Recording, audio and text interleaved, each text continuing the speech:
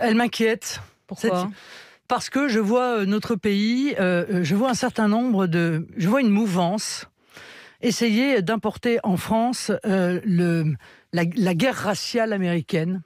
Et ceci m'inquiète fortement. Je pense qu'un certain nombre de nos dirigeants, d'ailleurs, vont dans ce sens, de la racialisation des relations humaines.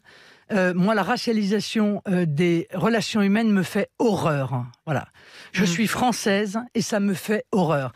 Déterminer les gens en fonction de leur couleur, comme l'a fait le président de la République à plusieurs reprises, ou leur religion, est une régression démocratique majeure. Là, c'était un mouvement des sportifs pour lutter contre une phrase objectivement raciste d'un arbitre.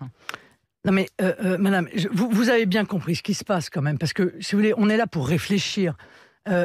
Il y a une volonté séparatiste de la part de certains qui souhaitent séparer les Blancs des Noirs. D'ailleurs, le président est dans cette ligne-là, puisqu'il dit il faut une liste de 300 ou 500 personnalités noires, parce que, en gros, les jeunes Noirs doivent avoir leurs héros.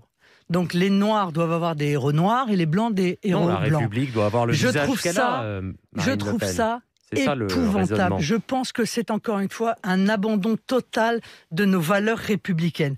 Et dans cette démarche-là, on voit bien que chaque événement est monté en épingle, en quelque sorte, pour être vu et analysé sous le prisme racial.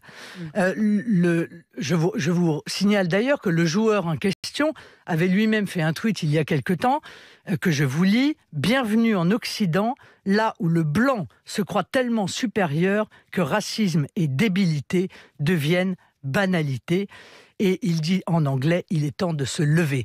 Ces gens-là cherchent à séparer, ces gens-là cherchent le conflit.